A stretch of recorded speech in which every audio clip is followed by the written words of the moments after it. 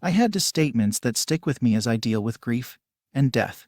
You never stop feeling sad, but you do get better at dealing with it. You wouldn't think twice about someone laughing at a comedy, so you shouldn't think negatively about crying when something is sad. Both powerful and helpful to me when things get dark. You can't find peace by avoiding life. Try your best every day. Some days your best isn't so great, but some days it's really, really good. But always try your best. To forgive your past self, start viewing the past as if it is a movie you watched. It's easier to separate that version of yourself from who you are today. It's just a bad 10 minutes, not a bad day, and can be adjusted to anything like it's just a bad day, not a bad life. Helps me keep things in perspective, and helps me move out of a negative space quicker. Pretty generic, but a teacher at my high school, who I barely knew, saw me having a panic attack, took me aside to an empty room, and talked to me about life for 30 minutes. Your mental health comes first, above everything else. Following his advice, I dropped out of school, took time to think about what I really wanted in life, and now I've just graduated from uni in Bahan's film production.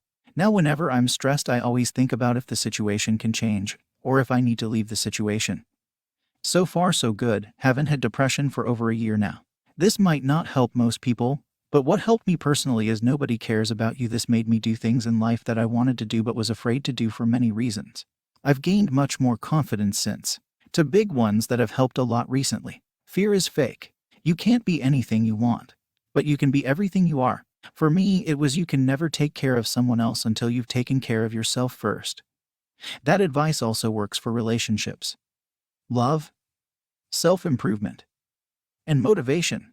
I get a lot of intrinsic value out of lifting others up, but I learned that I was overcompensating for not knowing how to lift myself up. I'm sorry to hear about your loss.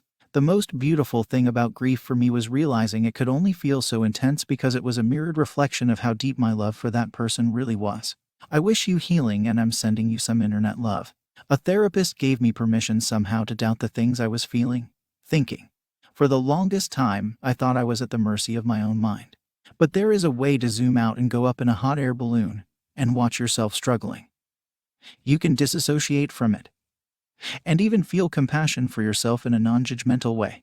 It made me realize I was more than the things I feel and think. You are experiencing your life, but you have permission to also observe it from afar when the internal trauma is too hard to handle. Game changer for me when it finally clicked. I still struggle with anxiety and insomnia issues, but it lost some of the power because I know no matter how hard it gets, I can be the observer. I'm not stuck. I was struggling with a lot of self-defeating behaviors, and my therapist at one point said, honor yourself and who you are, because every bit of you is worthy. I lost it after all the self-loathing had been going through.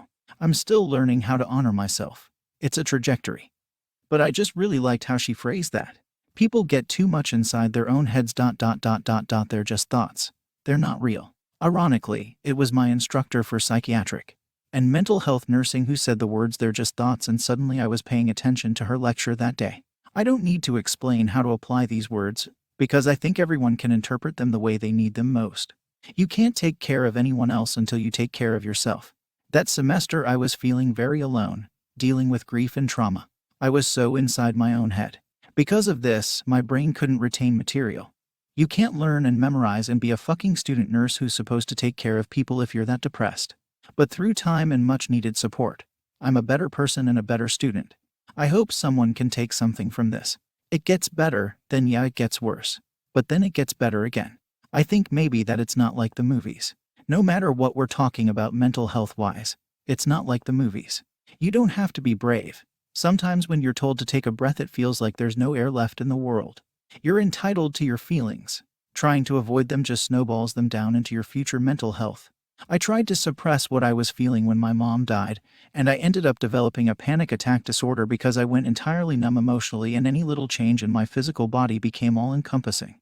I just remember thinking that none of what I went through was like the movies. It wasn't pretty or noble. Work harder, nobody cares.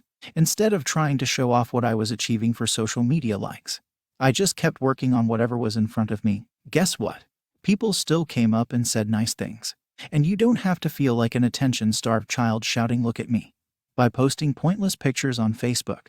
It lets me focus on making myself happy and not worrying about what others think, which I turn makes you more confident happy, and willing to help others. All-round life improvements.